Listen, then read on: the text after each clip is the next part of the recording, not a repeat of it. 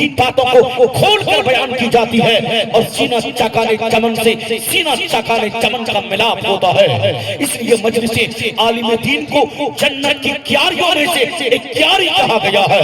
اللہ کے نبی ارشاد فرماتے ہیں علماء امتی کانبیاء بنی اسرائیل، کہ میری امت کے علماء بنی اسرائیل کے نبیوں کی طرح ہے، یعنی جو کام نبی کر رہے تھے، ولی کر رہے تھے، اب تو ان کا دروازہ بند، اب کون کریں گے؟ وہ ہماری امت کے علماء کریں گے، فقہاء کریں گے، مفتیان دین کریں گے۔ اس لیے ان کی مجلسوں میں ہم بیٹھے ہیں، ان کے دامن سے ہم وابستہ رہے، ان کی باتوں سن کر دل میں جگہ دینے کی کوشش کرے، اس پر عمل کرنے کی کوشش کرے۔ لیکن آج کے حالات کیا ہے کہ آج ساری دنیا میں مسلمان تباہی بربادی کے کنارے کھڑا ہے۔ ایک زمانہ تھا جب پوری دنیا یہ کہنے پر مجبور ہو گئی تھی کہ پوری دنیا میں حیا کا پیغام، پردے کا پیغام اسلام دیتا ہے، مگر آج وہی دنیا کہہ رہی ہے کہ پوری دنیا کو بے پردہ بے حیا اسلام کر رہا ہے۔ کس کی وجہ سے؟ ہمارے کردار کی وجہ سے، ہمارے کیریکٹر کی وجہ سے، ہماری ادائی زندگی کی وجہ سے۔ ایک زمانہ تھا جب دنیا مان چکی تھی کہ جو نبی کا عاشق ہوتا ہے، جو غوث کا چاہنے والا ہوتا ہے، جو خواجہ کے نقش قدم پر چلنے والا ہوتا ہے، جن کے ہاں مسجدیں آباد ہوتی ہے، جہاں پہ علماء رہا کرتے ہیں، جہاں پہ مسجدیں اور مدرسہ آباد ہوتے ہیں، وہاں کے لوگ کبھی جھوٹ نہیں بولتے۔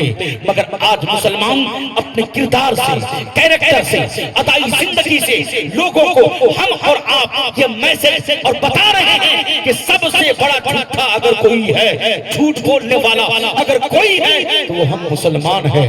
ہماری غیرتیں کہاں چلی گئی؟ اے مسلمانوں، ایک زمانہ تھا جب دنیا مان چکی تھی کہ جہاں کلمہ پڑھنے والے لوگ رہا کرتے ہیں، جہاں مسلمان ہوتا ہے، جہاں دیندار لوگ رہا کرتے ہیں، وہاں کے نوجوان کبھی شراب نہیں پیتے۔ لیکن آج کون ایسی سوسائٹی ہے، کون ایسا خاندان کے نوجوان ہے جہاں کے نوجوان شراب نہ پیتے ہو؟ اگر کوئی شراب نہیں پیتا ہے تو آج کل وہ کورک سے پیتا ہے۔ کہ اللہ کے نبی صلی اللہ علیہ وسلم نے 8 سال تک شہدائے احد کی قبروں پر حاضری دی، اور خاص اسی تاریخ میں آپ تشریف لے جاتے جس تاریخ میں شہدائے احد کو قبروں پر اتارا گیا۔ تو اس سے پتہ چلتا ہے، معلوم ہوتا ہے کہ قبروں پر جانا بھی جائز ہے اور عرس منانا بھی جائز ہے۔ سبحان اللہ۔ اس لیے ہم اللہ کے ولی کا عرس بھی مناتے ہیں، ان کی عقیدت اور مجاہدات کو بھی تسلیم کرتے ہیں، اور اللہ تبارک و تعالیٰ کے گھر سے بھی اپنا رشتہ مضبوط رکھتے ہیں۔ یہ علماء کرام تشریف فرما ہیں۔ میں 2-3 بخاری اور مسلم کی حدیث پڑھ کر کے انشاءاللہ اپنی بات کو آگے کروں گا۔ آج بہت ساری جماعتیں ہیں جو کہتے ہیں کہ قرآن ہم پڑھیں، فاتحہ ہم کریں، اس کا ثواب مردے کو کیسے مل جاتا ہے؟ اعتراض کرتے ہیں، کیسے پہنچ جائے گا؟ کھانا ہم کھلائیں گے، ثواب مردے کو کیسے پہنچ جائے گا؟ ان علماء کی موجودگی میں بخاری شریف سے 2 حدیثوں کو پڑھتا ہوں، پھر فیصلہ آپ کے ہاتھ میں دیتا ہوں، آپ مجھے بتائیں گے کیا صحیح کیا غلط ہے۔ بخاری اور مسلم کی حدیث ہے، ان امرأة من جہینہ جاءت الى النبی صلی اللہ علیہ وسلم فقالت ان امی نظرت ان تحج فلم تحج حتی ماتت افحج ان قال حجی عنہا۔ ایک خاتون، ایک عورت نبی کی خدمت میں حاضر ہوئی، عرض کی یا رسول اللہ، میری ماں نے منت مانگی تھی، اور جو سنیے گا، نظر مانی تھی کہ وہ حج کرے گی، لیکن یا رسول اللہ میری ماں نظر مانی تھی کہ حج کرے گی، لیکن یا رسول اللہ میری ماں کا انتقال ہو گیا۔ یا رسول اللہ میں آپ سے پوچھنے آئی ہوں، کیا میں اگر اپنی ماں کی طرف سے حج کر لوں تو کیا میری ماں کو حج کا ثواب مل جائے گا؟ نبی فرماتے ہیں، جا بیٹی اپنی ماں کی طرف سے حج کر لینا، تیری ماں کو حج کا ثواب مل جائے گا۔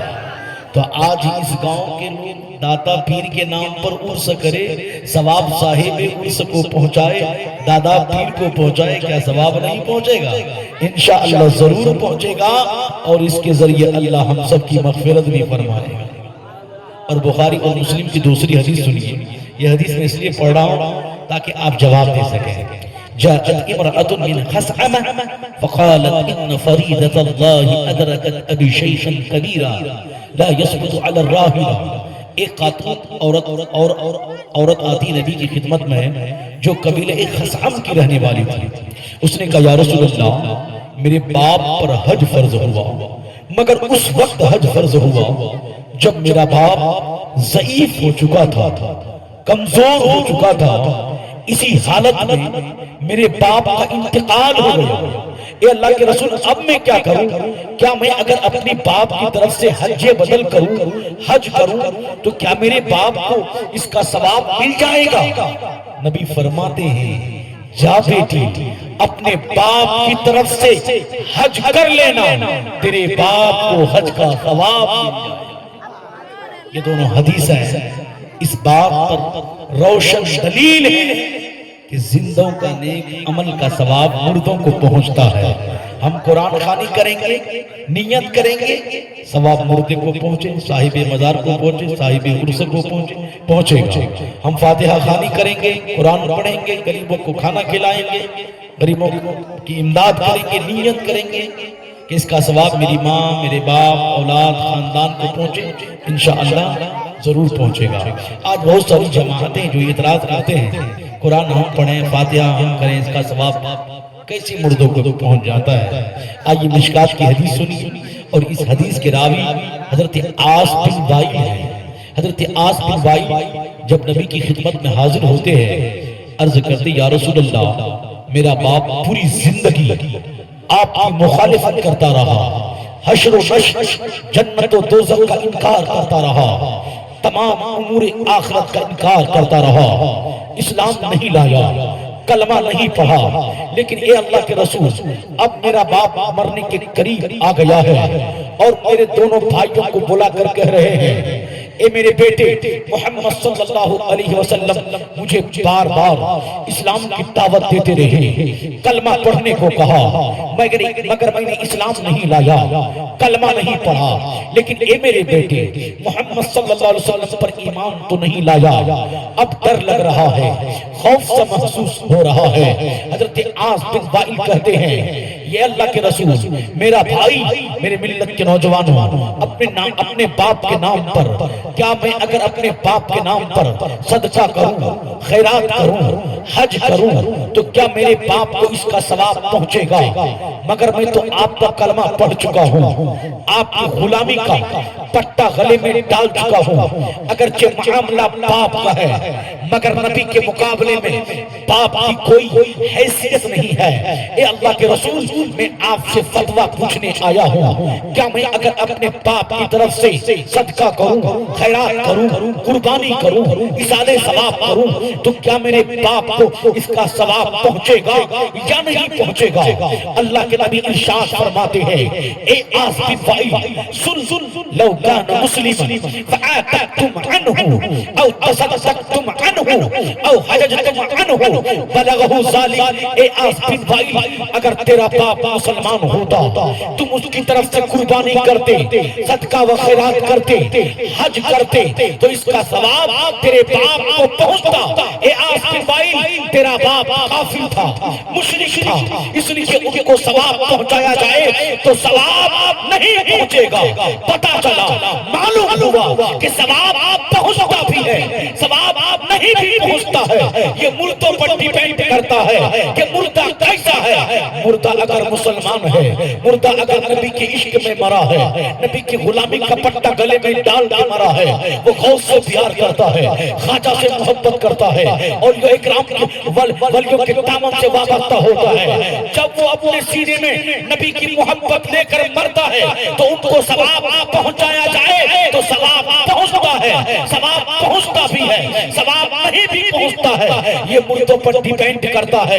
مردہ اگر سنی صحیح العقیدہ مسلمان ہے تو ثواب پہنچے گا, مردہ اگر کافر اور مشرک ہے تو ثواب نہیں پہنچے گا. میرے ملت کے نوجوان, بات آپ کو سمجھ میں آ گئی ہوگی کہ ایصال ثواب کا اچھا عمل ہے, کرنا چاہیے. اس لیے میرے ملت کے نوجوانوں, ایک حدیث پاک میں نے ابھی آپ کو پڑھ کر سنایا. اللہ کے نبی ارشاد فرماتے ہیں کہ جو شخص کسی قبرستان کے پاس سے گزرے اور وہ 11 مرتبہ قل واللہ شریف پڑھ کر قبر کے مردوں کے نام پر ثواب پہنچائے تو اللہ کے نبی ارشاد فرماتے ہیں کہ اس قبرستان کے اندر جتنے مردے لیٹے ہیں ان کی گنتی کے برابر آپ کو بھی ثواب دیا جائے گا. مثال کے طور پر ایسے تو ہر بیٹا بیٹی کو ڈیلی ہر دن اپنی ماں اپنے باپ کے لیے مغفرت کی دعا کرنی چاہیے. کیوں؟ اس لیے کہ مغفرت ہوگی تو قبر کا عذاب نہیں ہوگا, مغفرت ہوگی تو قبر میں بے چینی نہیں ہوگی, مغفرت ہوگی تو قبر میں اضطراب نہیں ہوگا. اس لیے آپ نہیں جا پاتے ہیں تو آپ کم سے کم ہفتے میں ایک دن ماں کے قبروں کے پاس, باپ کی قبروں کے پاس جائیے. کتابوں کے اندر آتا ہے کہ جس کا بیٹا یا بیٹی ڈیلی ہر دن اپنی ماں اپنے باپ کے لیے مغفرت کی دعا کرتا ہے, اللہ تعالیٰ اس کے رزق میں کبھی کمی نہیں کرتا ہے. اس لیے اے مسلمانوں, اب اللہ کے نبی کی حدیث آپ سماعت کیجئے کہ جو شخص اگر کسی قبرستان کے پاس سے گزرے اور وہ 11 مرتبہ قل واللہ شریف پڑھ کر اس کا ثواب قبر کے مردوں کے نام پر بھیج دے تو نبی فرماتے ہیں کہ اس قبرستان کے اندر جتنے مردے لیٹے ہوتے ہیں ان کی گنتی کے برابر پڑھنے والے کو ثواب دیا جاتا ہے. مثال کے طور پر میں آپ کو سمجھانے کی کوشش کر رہا ہوں. آپ آج کل بہت بزی ہیں, مہینہ میں سال میں ایک بار ماں کی قبر کے پاس آتے ہیں, باپ کی قبر پر جاتے ہیں. میرے ملت کے نوجوانوں, یہ عمل سن کے یاد کیجئے, اس پر عمل کیجئے, انشاءاللہ زندگی میں انقلاب آ جائے گا. مثال کے طور پر آپ اس گاؤں کے رہنے والے ہیں, جا رہے ہیں اپنے کام سے کہاں, دلسن سرائے, جا رہے ہیں سمستی پور, جا رہے ہیں کھیت کھلیان کی طرف, جا رہے ہیں آپ سائیکل سے, چاہے موٹر سائیکل سے, چاہے پیدل, جیسے بھی آپ جا رہے ہیں, آپ نے گھر سے نکلا, نکلنے کے بعد پڑھا قل هو اللہ احد اللہ الصمد لم یلد ولم یولد ولم یکن له کفوا احد. آپ نے 3 مرتبہ پڑھ لیا, 7 مرتبہ پڑھ لیا یا 11 مرتبہ پڑھ لیا, اور پڑھنے کے بعد کہا یا اللہ, جا رہے اپنے کام سے, جا رہے اپنے کام سے, پڑھ لیا, پڑھنے کے بعد کہا یا اللہ اس کا ثواب میں داتا پیر بدن شاہ کے نام پر بھیج رہا ہوں. تو نبی فرماتے ہیں کہ داتا پیر بدن شاہ رحمت اللہ علیہ جس قبرستان کے اندر مدفون ہیں, اس قبرستان کے اندر جتنے مردے ہوں گے ان کی گنتی کے برابر آپ کو بھی ثواب دیا جائے گا. پڑھ رہے ہیں داتا پیر کے لیے, داتا پیر کے لیے, مگر اس میں فائدہ آپ کو بھی مل رہا ہے. اس لیے اے مسلمانوں, ہمیں ولیوں کے دامن سے وابستہ رہنا ہے. نگاہ ولی نے وہ تاثیر دیکھی, بدلتی ہزاروں کی تقدیر دیکھی. اس لیے آج بہت ساری جماعتیں ہیں جو کہتے ہیں کہ یہ قبروں پر جا کے سجدہ کرتے ہیں. اعلیٰ حضرت پہ لوگ الزام لگاتے ہیں کہ اعلیٰ حضرت نے قبروں پر سجدہ جائز فرما دیا ہے, اعلیٰ حضرت نے قبر کے بوسہ کا جواز فتویٰ دیا ہے. اے میرے ملت کے نوجوانوں, یہ لوگ الزام عائد کرتے ہیں, حالانکہ اعلیٰ حضرت فرماتے ہیں جب کسی قبر کے پاس جاؤ تو 4 ہاتھ کے فاصلے پر کھڑے ہو کر فاتحہ پڑھو. جب ہاتھ نہیں پہنچے گا تو چومنا کہاں کا مانا, جب چومنا نہیں پایا جائے گا تو سجدہ کہاں سے ہوگا. اعلیٰ حضرت ایسے محتاط عالم دین ہیں, آپ فرماتے ہیں کسی قبر پر جاؤ تو طواف تعظیمی نہ کرو, اس لیے کہ لأن الطواف من مقطعات الکعبہ, کیونکہ طواف یہ کعبہ کی خصوصیات سے ہے. جب کعبہ مقدسہ کا طواف ہوتا ہے تو کسی درگاہ کا طواف نہیں, کسی ناسک کا طواف نہیں, کسی مزار کا طواف نہیں. پھر بھی یہ بد عقیدہ اعلیٰ حضرت پہ الزام لگاتے ہیں اور کہتے ہیں کہ اعلیٰ حضرت نے قبر پہ سجدہ جائز فرما دیا ہے, اعلیٰ حضرت نے قبر کے چومنے کا فتویٰ دیا ہے. سنیے आला हजरत ने ये जरूर तहरीर फरमाई है कि अगर किसी मुसलमान ने मोहब्बत से मजबूर होकर किसी कब्र का बोसा ले ही लिया तो ये नाजायज और हराम नहीं हो सकता है, इसलिए कि सहाबा ने कब्र नबी को चूमा है, हजरत अय्यूब अंसारी ने कब्र नबी का बोसा लिया है। सहाबा का हर हर अमल हम मुसलमानों के लिए हुज्जत और दलील है। अल्लाह के नबी इरशाद फरमाते हैं अस्सहाबी कन्नजूम फबिअय्यिहिम इक्तदैतुम, मेरे तमाम सहाबा सितारों के मिसल है, तुम इनमें जिनकी भी पैरवी करोगे हिदायत पा जाओगे, सीधे रास्ते पर आ जाओगे। तो आज हम सहाबा के मानने वाले, बुजुर्गान दीन के मानने वाले, गौस के चाहने वाले, खाजा के चाहने वाले, इसलिए मुसलमानों इस दौरे जदीद में आला हजरत से अपना रिश्ता मजबूत रखना। वो आला हजरत जिसने दुनिया में सुन्नियत को कायम किया है, वो आला हजरत अगर ना आते तो आज हम कहाँ होते। यही वजह है कि आज सारी दुनिया में ये नारा गूंज रही है, दुनिया के सारे तरफ ये नारा लोग लगा रहे हैं कि वादी रजा की कोहे हिमालय रजा का है, जिस समत देखिए वो इलाका रजा का है। आज आप अहले सुन्नत वल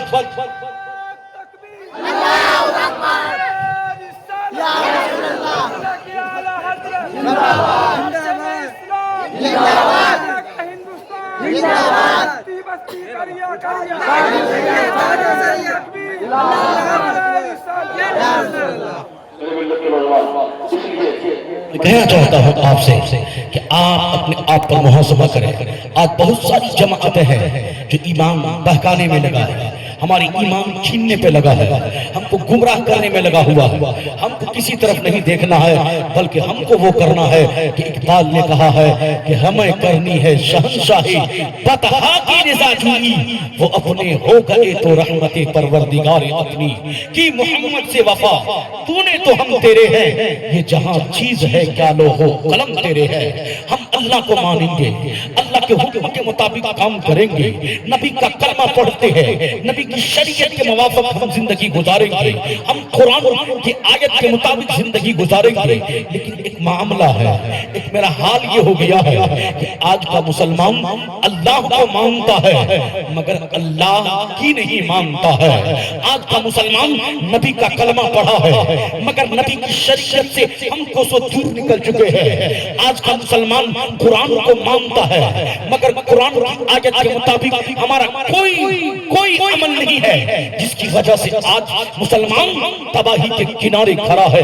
एक जमाना था जब दुनिया मान चुकी थी कि पूरी दुनिया को तबाही से, बर्बादी से इस्लाम बचाता है, मगर आज वही दुनिया कह रही है कि पूरी दुनिया को इस्लाम तबाह कर रहा है। किस वजह से? इसकी वजह यह है कि हमने अल्लाह को माना मगर अल्लाह के हुक्म के मुताबिक हम कोई काम नहीं करते हैं। इसका मतलब साफ है कि हमने नबी का कलमा जरूर पढ़ा है मगर नबी की शरीयत से हमको सो दूर निकल चुके हैं। हमने सहाबा को माना मगर सहाबा के किरदार, कैरेक्टर, अदाई जिंदगी से हम दूर हो गए हैं। हमारे उलमा को हम मानते हैं मगर उलमा की बुराई हम करते हैं, उलमा के नक्शे कदम पर हम नहीं चलते जो वारिसीने अंबिया है। इन्हीं की मजलिसों में दीन की बातों को खोल कर बयान की जाती है और सीना चकाने चमन से सीना चकाने चमन का मिलाप होता है। इसलिए मजलिसे आलिम दीन को जन्नत की क्यारियों में से एक क्यारी कहा गया है। अल्लाह के नबी इरशाद फरमाते हैं उलमा उम्मती कांबिया बनी इसराइल, कि मेरी उम्मत के उलमा बनी इसराइल के नबियों की तरह है। यानी जो काम नबी कर रहे थे, वली कर रहे थे, अब तो उनका दरवाजा बंद, अब कौन करेंगे? वो हमारी उम्मत के उलमा करेंगे, फुक़हा करेंगे, मुफ्तियान दीन करेंगे। इसलिए इनकी मजलिसों में हम बैठे हैं, उनसे उनके दामन से हम वाबस्ता रहे, उनकी बातों सुनकर दिल में जगह देने की कोशिश करें, उस पर अमल करने की कोशिश करें। लेकिन आज के हालात क्या है कि आज सारी दुनिया में मुसलमान तबाही, बर्बादी के किनारे کھڑا ہے۔ ایک زمانہ تھا جب پوری دنیا یہ کہنے پر مجبور ہو گئی تھی کہ پوری دنیا میں حیا کا پیغام، پردے کا پیغام اسلام دیتا ہے، مگر آج وہی دنیا کہہ رہی ہے کہ پوری دنیا کو بے پردہ بے حیا اسلام کر رہا ہے۔ کس کی وجہ سے؟ ہمارے کردار کی وجہ سے، ہمارے کیریکٹر کی وجہ سے، ہماری ادائی زندگی کی وجہ سے۔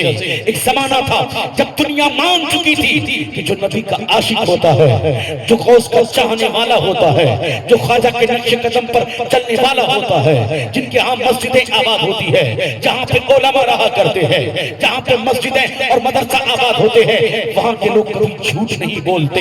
مگر آج مسلمان اپنے کردار سے، کیریکٹر سے، ادائی زندگی سے لوگوں کو ہم اور آپ یہ میسج اور بتا رہے ہیں کہ سب سے بڑا جھوٹا اگر کوئی ہے، جھوٹ بولنے والا اگر کوئی ہے تو وہ ہم مسلمان ہیں۔ ہماری غیرتیں کہاں چلی گئی؟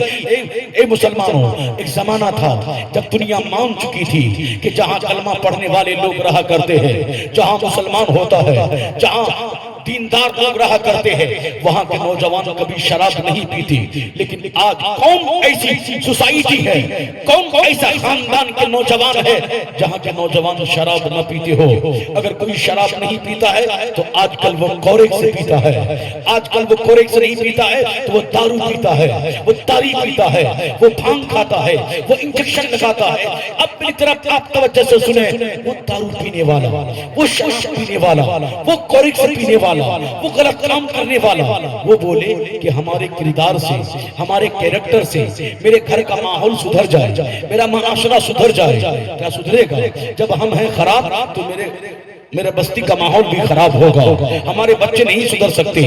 آؤ چلے لے کے چلتے اجمیر معلیٰ کی دھرتی پر، جب سرکار میرے اللہ کی دھرتی پر آپ نے قدم رکھا، جب آپ نے سادگی سے اسلام کی خدمات کو انجام دینا شروع کیا ہے، جب آپ نے دین کا کام کرنا شروع کیا ہے، تو سرکار غریب نواز نے کسی نون مسلم سے، کسی بے ایمان سے جا کر آپ نے یہ نہیں کہا کہ کلمہ پڑھ لو، مسلمان ہو جاؤ، اسلام کے مبلغ بن جاؤ، دین اسلام میں آ جاؤ۔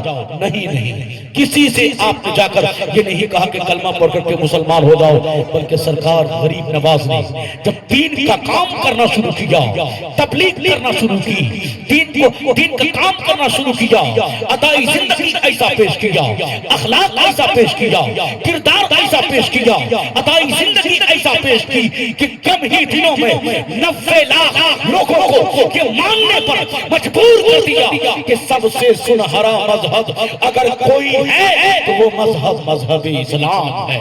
اس لیے اے مسلمانوں، آج ہم اس مذہب کے ماننے والے ہیں جس کے بانی جناب محمد رسول اللہ صلی اللہ علیہ وسلم ہے۔ لیکن آج اس قوم کا حال کیا ہے؟ آج ہماری قوم کا حال بہت برا ہے میرے بھائی۔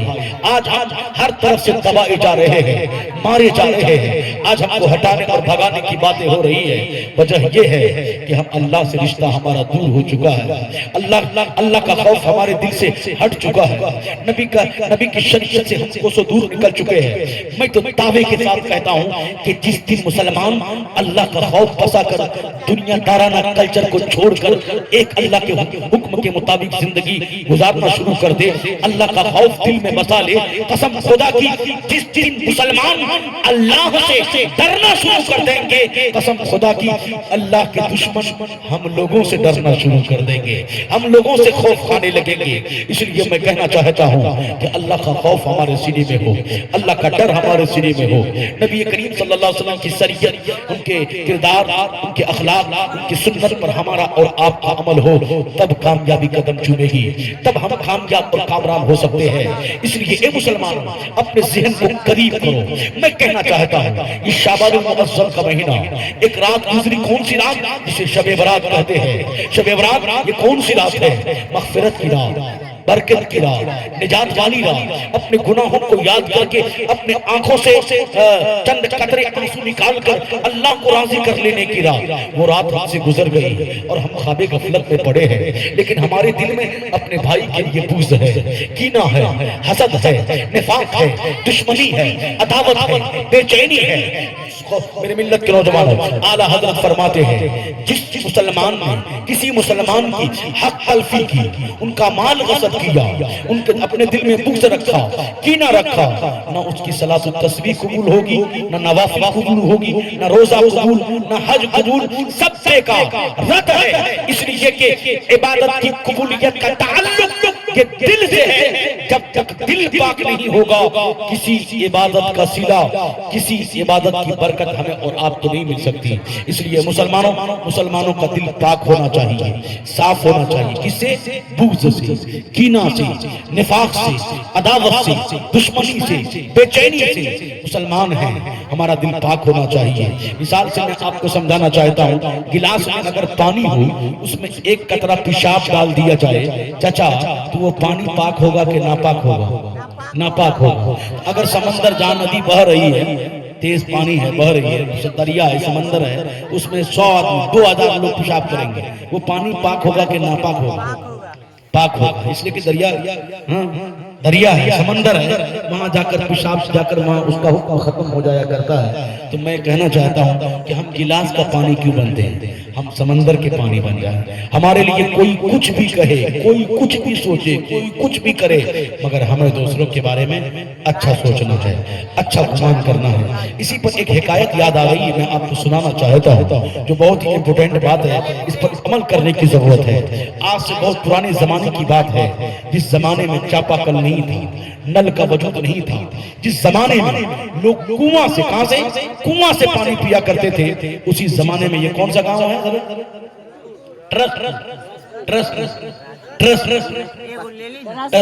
ٹرسپور میں، اسی زمانے میں مثال کے طور پر آپ کے یہاں کنواں تھا، اس کنویں میں کتا گر گیا۔ کیا گر گیا؟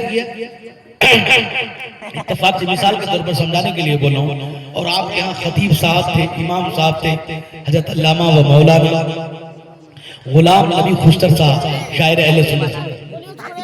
تو ہمارے بھائی عبدالودود بھائی، محبوب بھائی، غلام غوث بھائی، 4 آدمی مل کے آئے حضرت کے پاس، کہا حضرت کنویں میں کتا گر گیا، اب کنواں کا پانی کیسے پیا جائے؟ تو حضرت تو صرف شاعر ہے نہیں، حضرت شاعر کے ساتھ ساتھ عالم دین بھی اور اچھے عالم ہیں، ٹھیک ہے؟ کہا جائیے وہ عبدالودود صاحب بالٹی لیجئے اور کنواں سے 200 بالٹی پانی نکالیے، کنواں پاک ہو جائے گا۔ عبدالودود بھائی، محبوب بھائی اور جو تھے ساتھ سے چلے گئے، کہا چلو حضرت نے بتا دیا، گئے بالٹی لیا اور پانی نکالا 200 بالٹی، کہاں سے؟ کنواں سے۔ عبدالودود بھائی بہت چالاک تھے، کہا نہیں بھائی ہم لوگ پہلے نہیں پیئیں گے، پہلے پانی لیتے ہیں گلاس میں، چلو حضرت مولانا غلام خوشتر کو، غلام نبی خوشتر کو پلاتے ہیں، جب یہ پی لیں گے تو پھر ہم لوگ پینا شروع کر دیں گے۔ آپ لوگ بھی بہت چالاک تھے بھائی، تو گلاس میں پانی لیا، لینے کے بعد آ گئے کہاں؟ حضرت مولانا غلام نبی خوشتر کی بارگاہ میں، کہا امام صاحب یہ پانی نوش فرمائیے۔ بھئی یہ عالم ہے، اب انہوں نے پانی کو سنت کے مطابق دیکھا، تو پانی دیکھ کے پینا سنت ہے، سنت کے مطابق دیکھا گلاس میں، تو اس میں کتا کا بال نظر آیا۔ کیا آیا؟ کتا کا بال نظر آیا۔ تو حضرت نے انکار کر دیا، میں یہ پانی نہیں پیوں گا عبدالودود بھائی۔ اچھا آپ سب کو پلانا چاہتے ہیں، آپ ہی نہیں پینا چاہتے، تو انہوں نے کہا پھر یہ کتا کا بال کیسے آ گیا؟ تو عبدالودود بھائی نے کہا آ گیا تو بھائی کیا کریں؟ تو کہا کہ پھر حضرت نے کہا کہ کتنا پانی نکالا؟ بولا 200 نکالا، جتنا کہا حضرت اتنا نکال دیا۔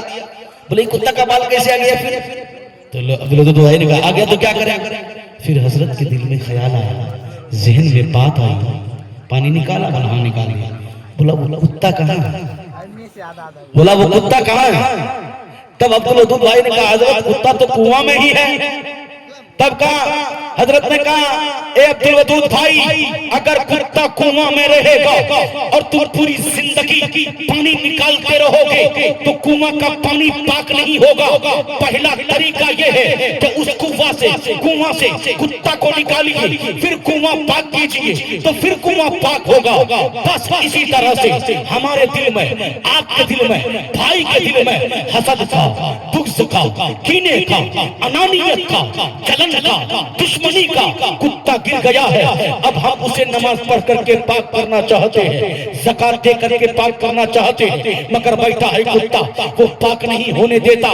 تو پہلا طریقہ یہ ہے مسلمانوں کہ اس دل سے، اس دل کے کنویں سے حسد کا، بغض کا، کینے کا، انانیت کا، جلن کا، دشمنی کا کتا باہر نکال کر پھینک دیجئے۔ پھر ہم داتا پیر کی بارگاہ میں آئیں گے، پھر ہم نمازیں پڑھیں گے، روزہ رکھیں گے، انشاءاللہ ایک سجدہ ہم مسلمانوں کو جنتی بنانے کے لیے کافی ہو جائے گا۔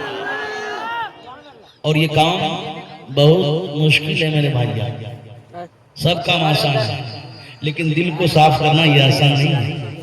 نماز پڑھنا بھی آسان، روزہ رکھنا بھی آسان، زکات دینا بھی آسان، مگر اپنے بھائی کے لیے، سماج کے لوگوں کے لیے، بہن کے لیے، اپنے بھائی کے لیے دل صاف نہیں کر سکتے۔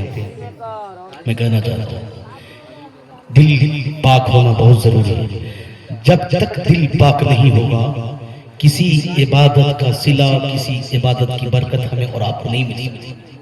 اس لیے آپ دل پاک کریں گے اپنے بھائیوں کے لیے، اپنے علماء کے لیے، اپنی بیوی کے لیے، اپنے باپ کے لیے ہمارا دل پاک ہونا چاہیے۔ اب یہ کیسے پاک ہوگا؟ بس ایک منٹ میں حضرت سے سماعت کریں، پھر میں اپنی بات کو آگے بڑھاؤں۔ مثال کے طور پر میرے دل میں خیال آیا کبھی کبھی، اگر انبن ہو جاتی ہے تو دل میں دشمنی ہوتی ہے نا، وہ عبدالودود بھائی وہ آدمی ہے یار، اس کو تو تباہ ہو جانا چاہیے، اس کو برباد ہونا چاہیے، مر جانا چاہیے۔ حافظ غلام غوث صاحب، اسے تو امجد صاحب، اس کو تو تباہ ہو جانا چاہیے۔ یہ خیال کیوں آیا؟ کیوں؟ معلوم؟ کینہ کی وجہ سے، کینہ کی وجہ سے، دشمنی کی وجہ سے۔ جیسے ہی یہ خیال آیا نا کہ اس کو تباہ ہو جانا چاہیے، برباد ہو جانا چاہیے، ختم ہو جانا چاہیے، نفس کہہ رہا تباہ ہونا چاہیے، فوراً آپ دعا کے لیے ہاتھ اٹھائیں، یا اللہ اس کو تباہ نہیں، اس کو آباد کر دے، یا اللہ اس کو تباہی سے بچا لے، بربادی سے بچا لے۔ نفس کہہ رہا ہے تباہ ہونا چاہیے، آپ کہہ رہے ہیں اللہ اس کو آباد کر دے۔ اسی طرح دھیرے دھیرے دل سے کینہ کپٹ نکل جائے گا اور ہم مسلمانوں کا دل بالکل پاک صاف ہوتا چلا جائے گا۔ اللہ کے نبی ارشاد فرماتے ہیں جو تم کو توڑنے کی کوشش کرے تم اسے جوڑنے کی کوشش کرو، جو تمہیں محروم کرے تم اسے عطا کرو۔ اللہ کے نبی نے کسی سے بغض نہیں رکھا، ہم بھی کسی سے بغض نہ رکھے، ہم بھی کسی سے دشمنی نہ کرے، ہم بھی کسی سے اپنے دل میں کوئی دشمنی نہ پھیلائے، کسی کو ہٹانے کا، کسی کو بھگانے کا، کسی کیس میں پھنسانے کا یہ سب پلان نہ بنائے۔ اس لیے کہ اللہ میدان محشر میں ہم سے پوچھے گا، ایک ایک لمحے کا حساب ہم سے اللہ لے گا۔ اے بندہ میں نے دن دیا، اس کے بدلے میں تم نے کیا کیا؟ میں نے رات دیا، اس کے بدلے میں تم نے کیا کیا؟ میں نے خوشحال تم کو بنایا، تم نے کیا کیا؟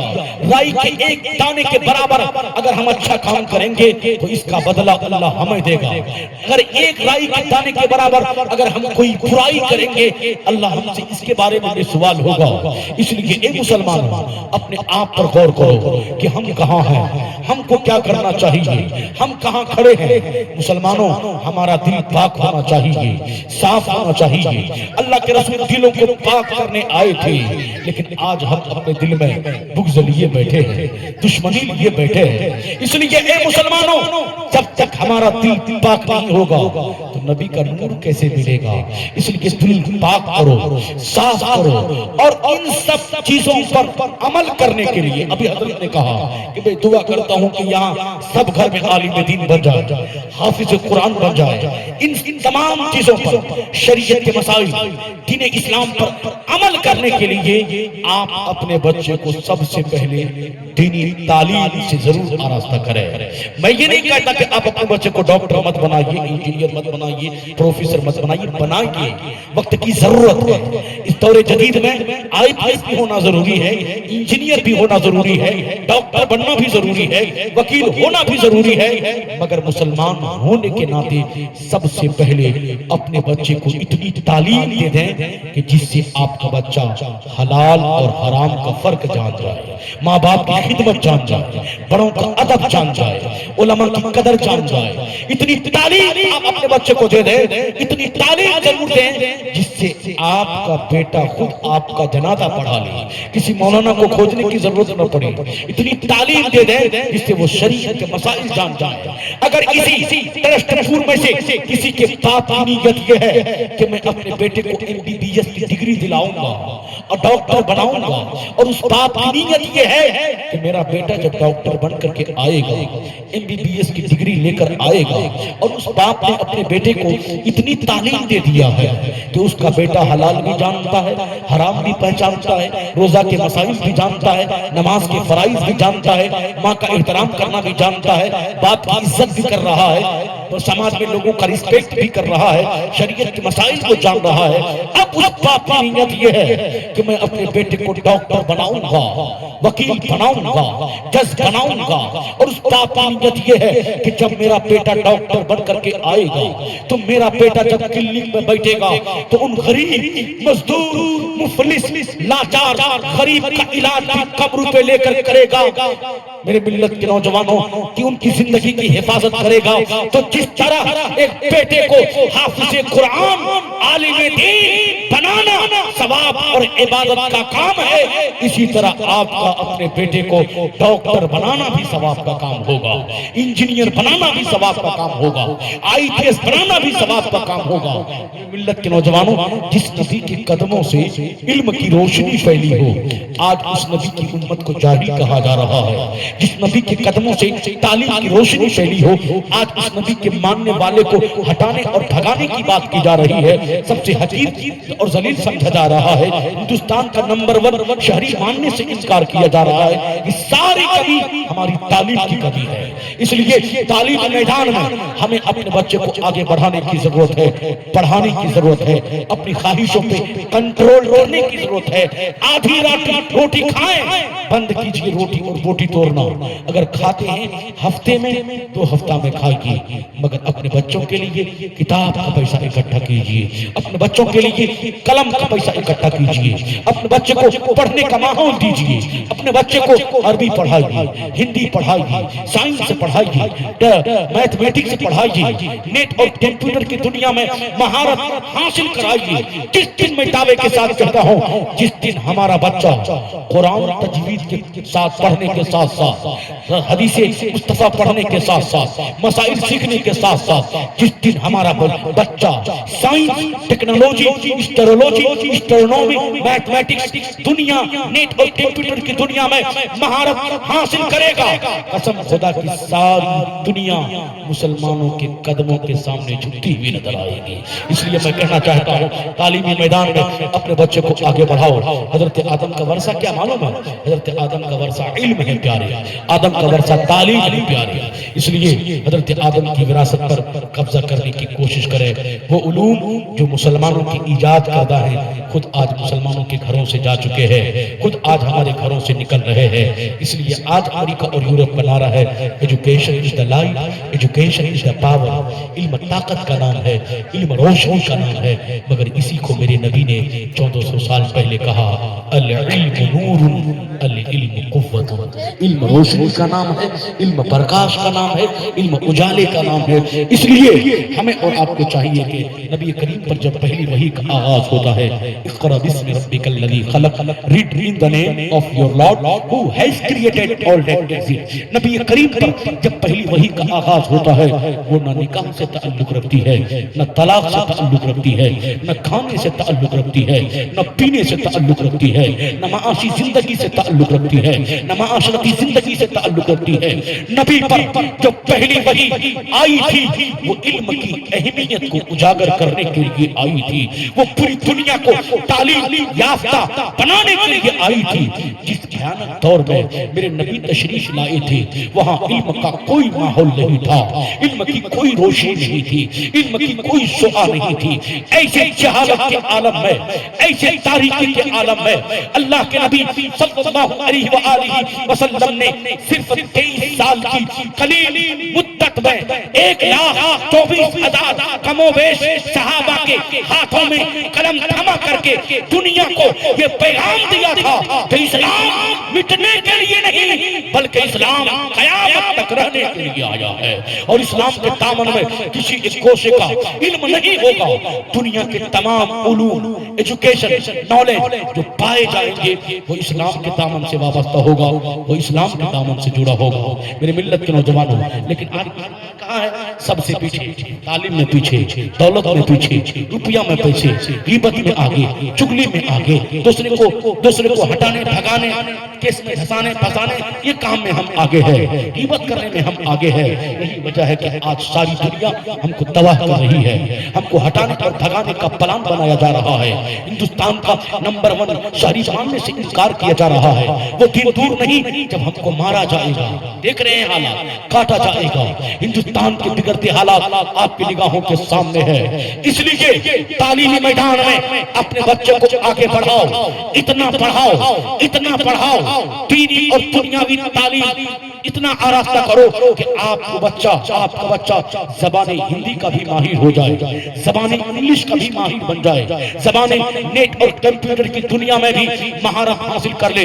اسی ٹرسٹ پور میں سے اگر کسی نے اپنے بیٹے کو انگلش کی اتنی تعلیم دے دیا ہے، انگلش زبان میں اتنا مہارت حاصل کر لیا ہے، نبی کریم صلی اللہ علیہ وسلم دین دنیا دونوں تعلیم اس نے حاصل کر لیا ہے، تو اگر کوئی گستاخ میرے نبی کی شان میں گستاخی کرے تو اگر انگلش زبان میں، تو وہ ٹرسٹ پور کی وہ ماں کا سپوت جو زبان انگلش میں مہارت رکھتا ہو تو انگریزی زبان میں میرے نبی کی عظمت کو غیروں کے سامنے بیان کرتے ہوئے نظر آئیں گے۔ اگر زبان ہندی میں کوئی گستاخ میرے نبی کی شان میں گستاخی کرے تو ہمارے وہ بچے جو زبان ہندی میں مہارت حاصل کیے ہوئے ہیں تو ہندی زبان میں حضور اکرم صلی اللہ علیہ وآلہ وسلم کی عظمت و شان کو غیروں کے سامنے بیان کرتے ہوئے نظر آئیں گے۔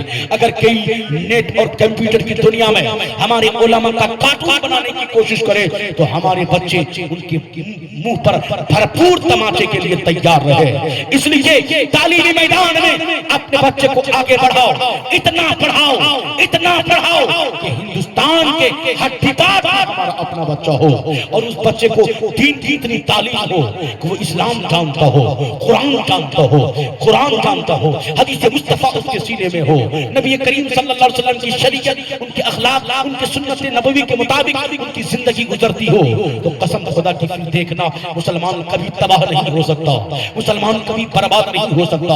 پھر انشاءاللہ کامیابی ہمارے گھر میں، خیر و برکت ہمارے گھر میں، انشاءاللہ جو بھی دعا ہم کریں گے اللہ ہماری دعا کو ضرور قبول فرمائے گا، ہماری دنیا ہماری آخرت دونوں کو سنوار دے گا۔ اس لیے میں کہنا چاہتا ہوں اپنے ذہن کو قریب کرو، اپنے بچوں کو پڑھاؤ، اور اس دور جدید میں مسلک اعلی حضرت عظیم البرکت امام احمد رضا کے عشق کا جام پلا کر آپ اپنے بچے کو انگریزی کی تعلیم دو، ہندی کی تعلیم دو، زبان انگلش میں مہارت حاصل کراؤ۔ جب آپ کا بچہ، ہمارے بچہ امام احمد رضا کے عشق کا جام لے کر انگریزی کی تعلیم حاصل کریں گے، ہندی کی تعلیم حاصل کریں گے، عربی اردو میں مہارت کے ساتھ ساتھ عربی ادب کا وہ ماہر ہوگا وہ بچہ، تب نہ وہ بچہ اعلی حضرت کی عظیم کتاب فتاوی رضویہ کو انگریزی میں کرتا ہوا نظر آئے گا، اعلی حضرت کی کتاب کو عربی میں کرتا ہوا نظر آئے گا۔ جب عرب کے لوگ پڑھیں گے، انگریز ممالک میں یہ کتاب پہنچے گی، پڑھیں گے تو کہنے پر مجبور ہو جائیں گے کہ مانا عرب نے تجھ کو یگانا، گایا عرب نے تیرا ترانہ، مانے ہیں تجھ کو سارا زمانہ، حامی سنت اعلی حضرت۔ اس لیے اے مسلمانوں، اور تعلیم کے معاملے میں جو امام احمد رضا کا مشن مجھے نظر آ رہا ہے، دوسرا ماحول مجھے نظر نہیں آ رہا ہے۔ اس لیے آج ہمارے پاس سب کچھ ہے، پہلے سے ہم اچھا کھا رہے ہیں، پہلے سے اچھا پہن رہے ہیں، پہلے سے اچھا میرے گھر ہے، پہلے سے سب ساری فیسلٹیاں ہیں، لیکن ہمارے پاس، آپ کے پاس جو کچھ ہے اس کا صحیح استعمال نہیں ہو رہا ہے۔ جس دن ہمارے پاس، آپ کے پاس جو کچھ ہے اس کا صحیح استعمال ہو جائے تو یہ کیا بہار کیا، ہندوستان کیا، چین کیا، جرمن کیا، جاپان کیا، ساری دنیا میں مسلک اہل سنت، دعوے کے ساتھ کہتا ہوں، مسلک اہل سنت یعنی مسلک اعلیٰ حضرت کا بول بالا ہوتا ہوا نظر آئے گا، اور پوری دنیا یہ کہنے پر مجبور ہو جائے گی کہ وادی رضا کی کوہ ہمالا رضا کا ہے، جس سمت دیکھیے وہ علاقہ رضا کا ہے۔ اس لیے مسلمانوں، جس دن ہمارے اخلاق اچھے ہو جائے، کردار اچھے ہو جائے، مسجدوں کو ہم آباد کرنا شروع کر دیں، ولیوں کے دامن سے ہم وابستہ ہو جائیں، ماں باپ کی خدمت ہم کریں، بڑوں کا ادب ہم کریں، چھوٹوں سے پیار ہم کریں گے، بھائی چارگی، اخوت و محبت کے ساتھ زندگی ہم گزاریں گے، قسم خدا کی چند سال نہیں گزریں گے جب شریعت کے موافق ہم زندگی گزاریں گے، یہ ظالم جو ہم کو ٹارگٹ بنا رہا ہے یہی کہنے پر مجبور ہو جائیں گے، اور یہ ظالم کہہ گزریں گے کہ کوئی گل باقی رہے گا نہ چمن رہ جائے گا، پر رسول اللہ کا دین حسن رہ جائے گا، پر رسول اللہ کا دین حسن رہ جائے گا۔